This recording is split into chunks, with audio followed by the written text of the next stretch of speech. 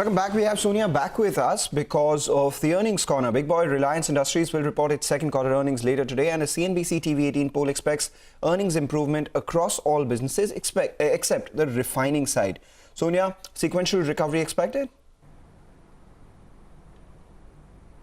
Absolutely. The stock has had a very good move. It's up 35% this year. It hit a lifetime high of 2369 on the 16th of September and hit that 16 lakh crore market cap as well. Of course, it's come off since then, but the good run is because most of the businesses have seen a big recovery from the Q1 trough. So if you look at it, apart from refining, most other businesses have done well.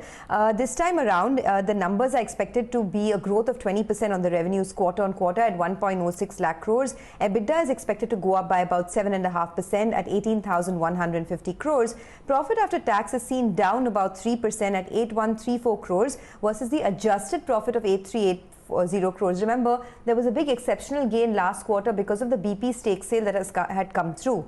Now, if you look at individual segments, the petchem segment is expected to meaningfully recover from the Q1 trough. Goldman Sachs expects the petchem EBITDA to rise by almost 28% on a quarter-on-quarter basis.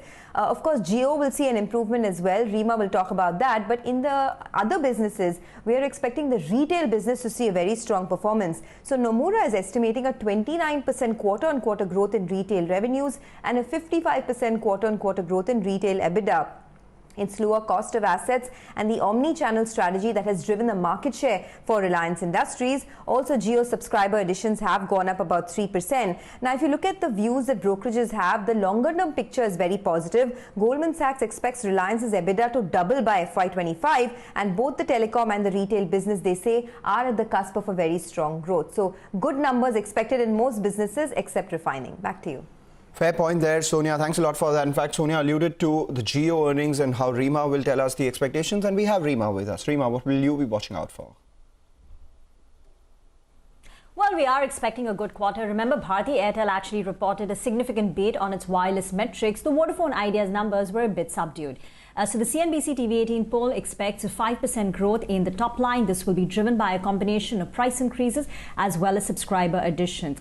So we're working with a price increase of nearly 2% on a quarter-on-quarter basis. Margins will be stable and profits are seen up by nearly 7.5%. As the lockdown restrictions ease, there will be some pickup in the subscriber additions. So this quarter, about 10 to 12 million subscribers are seen being added versus 9.9 million in the prior quarter. The focus is going to be on traction in the postpaid segment, where Jio has gotten a bit aggressive, as well as the launch of their cheap smartphones. Back to you. All right, Rima, thanks a lot for that. We will keep an eye out on Reliance. Of course, standard disclaimer up for you on the screen. The company owns the channel that you are currently watching. With that, we move on to another conglomerate. Shapoorji Pallonji Group seeks formal separation from the Tata Group in the Supreme Court. The group owns 18% in Tata Sons, valued at 1.75 lakh crore. And they're eyeing a pro-rata allocation of shares in Tata Sons listed entities. Ashmit joins in with all those details. Ashmit. Well, indeed, the irreconcilable differences between the two sides coming to a head. At the last hearing, immediately after the last hearing, the SP Group had laid out its intent that they want to separate. And now, a few days later, they've put that on paper. They've submitted an affidavit before the Supreme Court and laid out a formal scheme of separation. They point out that they enjoy a stake of 18.47%. It's valued, they claim, at a little over 1,75,000 crore rupees. What they're essentially seeking by way of this separation is a pro-rata distribution of assets. That is the big takeaway here. What are the details? Well, there are three key takeaways. It's a three-part formula. Number one, for listed entities, the Pallonji Group affidavit essentially says that there can be a pro-rata allotment of shares of the listed entities of Tata Group. As an example, they point out that, let's take TCS, for example, where Tata Sons enjoys a 72% stake. An 18.4% stake in Tata Sons will entitle the Pallonji Group to a 13.22% stake in TCS. So that is the nature and the form of distribution that they've suggested. Number two, as far as brand value is concerned, the SP Group says in its affidavit that there can be a pro-rata share of brand value that can be adjusted, that can be given to the Pallonji Group, be adjusted for net debt. And that's the second takeaway. And the third aspect of the formula is unlisted entities, where they again point out that there can be a common valuer,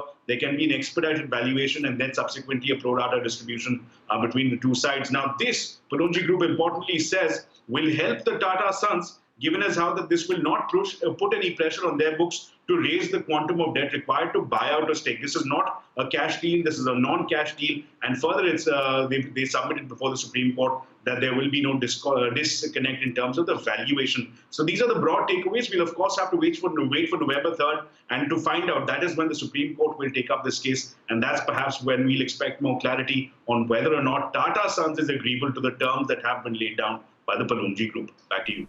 Ashmit, thanks a lot for that. This is a story we will keep an eye out on as it develops.